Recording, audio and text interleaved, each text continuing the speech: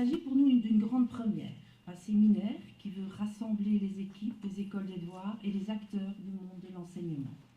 Les objectifs de cette première journée sont évidents.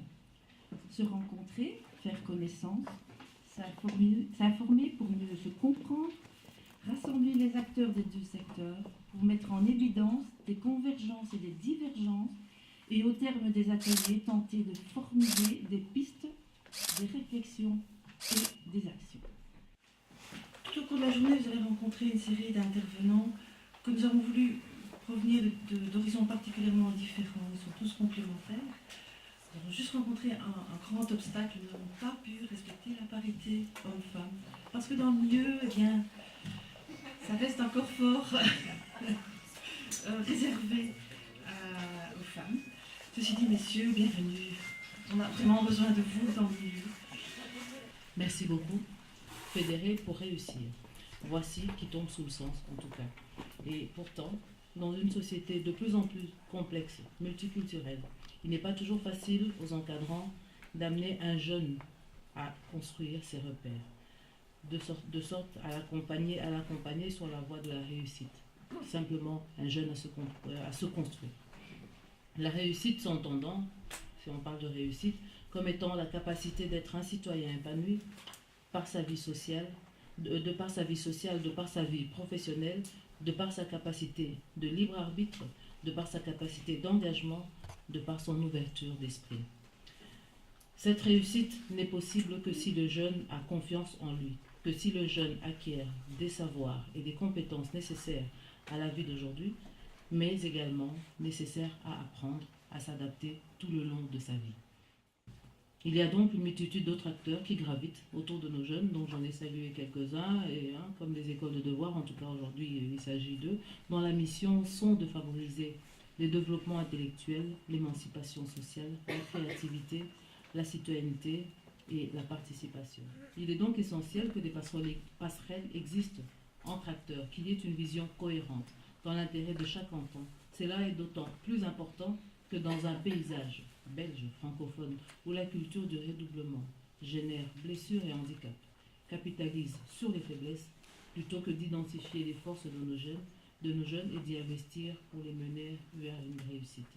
C'est pour cela que pour moi en tout cas, et pour vous tous ici, je pense qu'une journée comme celle-ci a toute son importance.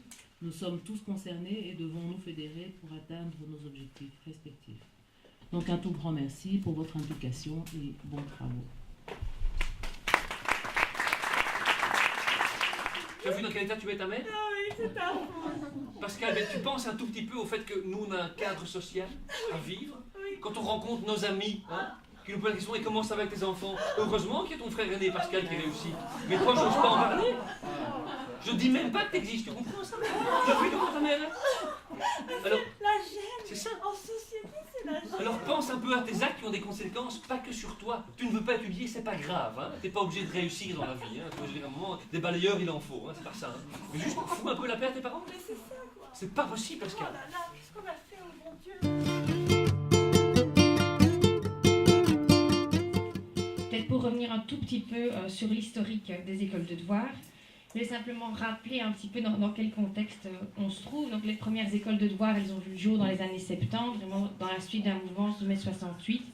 On est vraiment dans une dynamique d'éducation permanente face au constat que les écoles reproduisent les inégalités sociales. C'est aussi un contexte des premières migrations et donc il y a vraiment dès le départ le souhait de compenser d'une certaine manière les difficultés scolaires et de pouvoir compenser les échecs scolaires d'une certaine manière. Au sein des écoles de devoirs, donc, on a les 4 missions décrétales prévues par le décret de 2004, donc le développement intellectuel, l'émancipation sociale, l'ouverture culturelle et l'éducation à la citoyenneté et à la participation. Mais le grand drame des écoles de devoirs, c'est de s'appeler école de devoirs, puisque pour Monsieur Tout-le-Monde, école de devoirs, et pourtant ce n'est ni une école et on n'y fait pas que des devoirs.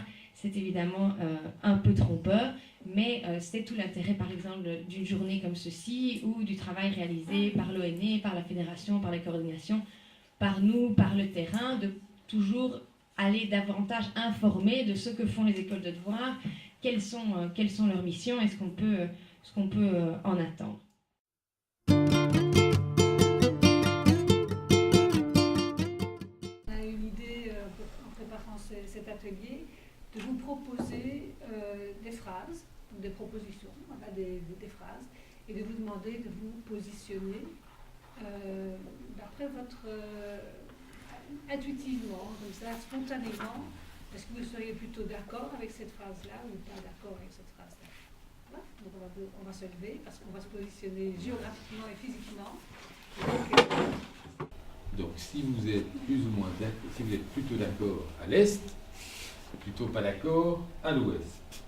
En tant que pratique pédagogique, le travail scolaire à domicile souvent empêche l'élève à accéder à une réelle autonomie en la réduisant au concept simpliste de travailler tout seul sans lui donner les moyens de la pratiquer.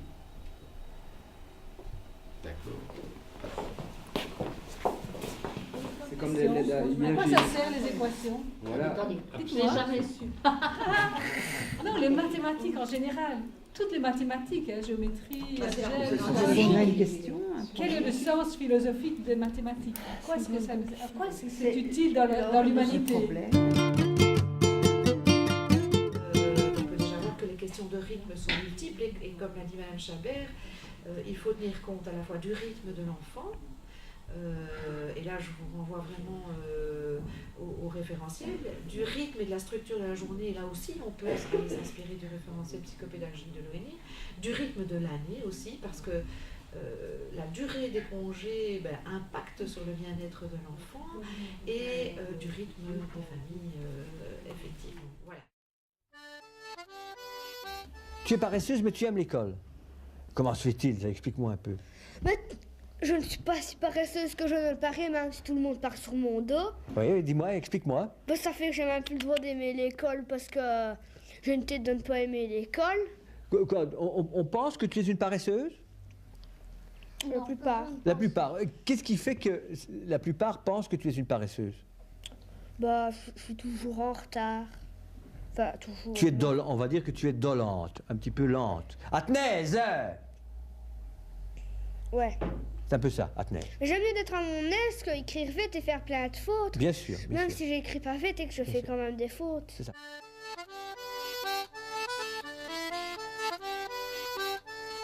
Le bien-être, c'est facile de l'opposer au mal-être, mais ça nous dit effectivement ce qu'il faut veiller à ne pas faire. Et nous prenons, et je pense qu'on est tous attentifs à ça, à sa manière, un confort, un bien-être de conditions matérielles, de conditions d'environnement et de conditions sociales, et le bien-être psychologique qui dépend aussi de l'accueil, des conditions relationnelles, tout le côté social et relationnel dans lequel l'enfant va évoluer. Donc pour moi c'est un défi pour l'enfant, un défi pour les bénévoles, les intervenants. Et quand c'est à la maison, c'est un défi pour les parents aussi. Pour certains enfants c'est facile, mais je dirais ce n'est pas la majorité. Ce n'est pas la majorité et donc c'est là que réside cette difficulté, ce challenge. Parfois c'est un vrai challenge.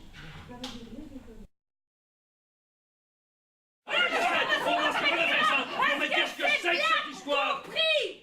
Pas tout non plus.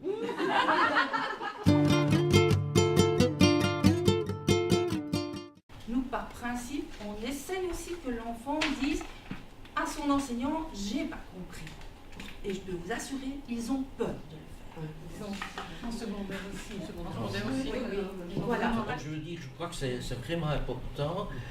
On est tous ensemble, on devrait être tous ensemble pour penser à l'enfant, pas seulement à l'élève, et aider l'enfant à comprendre le sens de l'enseignement.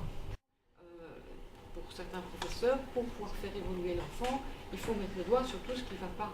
Et on oublie que l'enfant, il pourra évoluer pour améliorer ce qui ne va pas en partant de ses forces.